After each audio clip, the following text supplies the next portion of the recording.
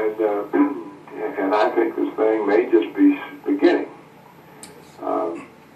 If these kinds of job losses continue every month for the next year, you're going to see administration overwhelmed. It's going to be overwhelmed with finding resources because the country is bankrupt. It's borrowed up to the hilt. It has massive debts. People are tired. The fathers are tired of financing these debts. They're protesting it. The government has to come up with these resources, and in the meantime, it's still a warmonger government, and may find itself starting wars with Iran. It has no resources for any wars. It really doesn't have any resources to keep the troops abroad.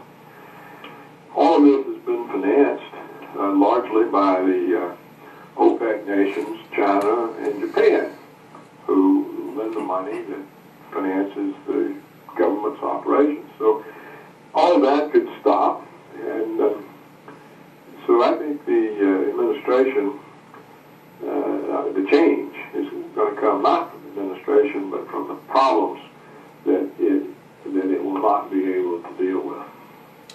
We here at the Real News, sir, we've took a lot of criticism for daring to question the official version of 9/11, and I know that you have been outspoken also. Would you agree that the government's version of 9/11 is such a fairy tale that it warrants a new, true investigation to find out the truth? Yes, that's obvious. No intelligent person believes the 9/11 Commission report or the official story, and certainly the rest of the world doesn't believe it. I mean, you're probably aware the Japanese Parliament held an all-day, investigation into it, pointing out the improbability of any of it. We've had leading figures in Germany and Russia and Italy all declaring that this was an inside operation. It had to be an inside operation in order for it to succeed. So, yes, I think that would be, absolutely necessary if we ever find out. But they're not going to do it. It's not going to be a real independent inquiry into 9/11 any more than there was into the assassination of John F. Kennedy. Even people who would be, prone to want to tell the truth, figure they don't dare let the American people know what a gang of criminals this government really is. It would undermine the fabric of the political order, and they feel they have to protect the political order more than they have to protect the truth. It's amazing, like you said, the rest of the world questions it, but here at home, our controlled media, the American people, are totally unaware that the rest of the world questions the government's version of 9/11, and that the official story has gaping holes in it. And then we come down here and do a radio show on our local AM station, and we're criticized for criticizing the government's version, which is a conspiracy theory in itself. Do you think a new financial order, a giant step towards globalism, will emerge out of our economic collapse? Is this the intended goal of those who have allowed this to happen? No, I don't think any of this is intended, and I don't think that will be the result. I think what we'll see is a breakdown of globalism, because we'll see the breakdown of the dollar as a reserve currency. Already the Chinese are saying that, are urging Asian countries and European countries to use their own currencies to settle their trade accounts and to abandon the dollar. So I think that we'll see movements away from globalism. See, it was the globalism of finance that made it possible for the Wall Street crooks to infect the whole world. And the whole world has seen that the globalism, the financial globalism, has brought them misery and trouble, and all this is not yet played out. It's really not played out. For example, the only thing happened, is the subprime mortgages have gone under. But everything is waiting. The credit card debt, the car loan debt. When you're having 1.25 million people lose their jobs in 3 months, it's not going to be long before they're going to be massive defaults on credit card bills, on car loans. This is just starting. Is this the end of the America as the role of the supposed lone superpower? Yes, yes. This is the end of that road. You can see it already.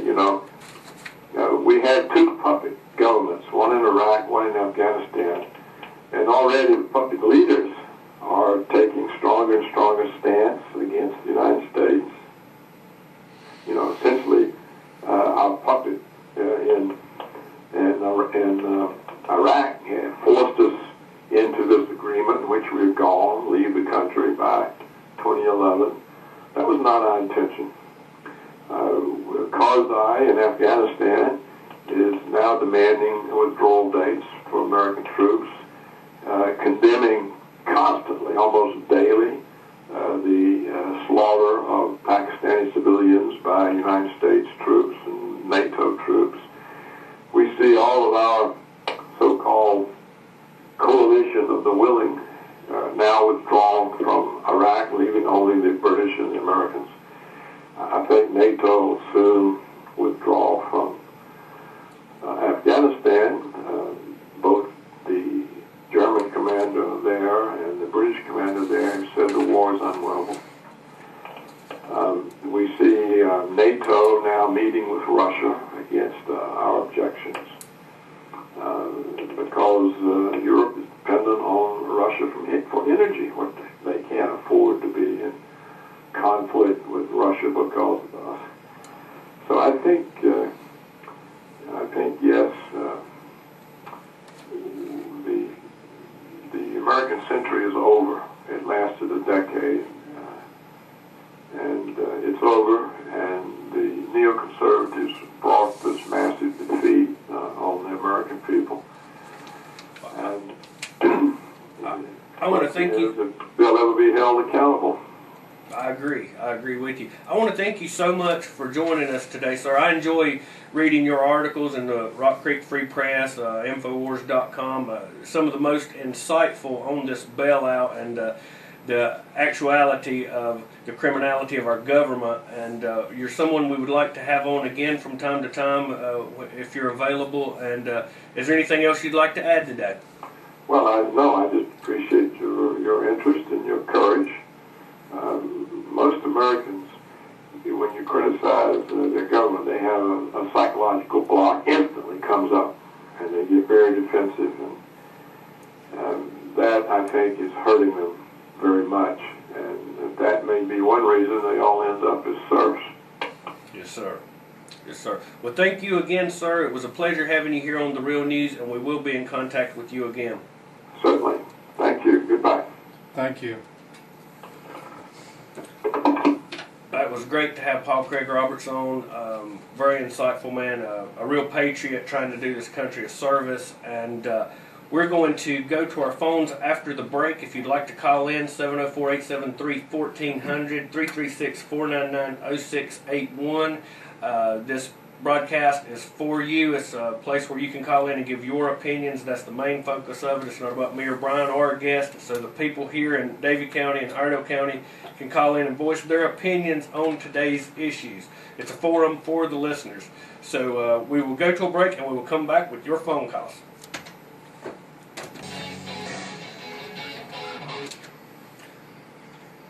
Okay, we're back on The Real News. Again, our phone numbers are 704-873-1400. Our Davie County number is 336-499-0681. You can email us on air at therealnewsradio.com, and our website is therealnewsradio.com. We always have featured videos up on our website, some pertaining to stories that we do. Also, it was reported Tuesday in the New York Times that after 9/11, Rove pressured the entertainment industry to produce propaganda. The New York Times reported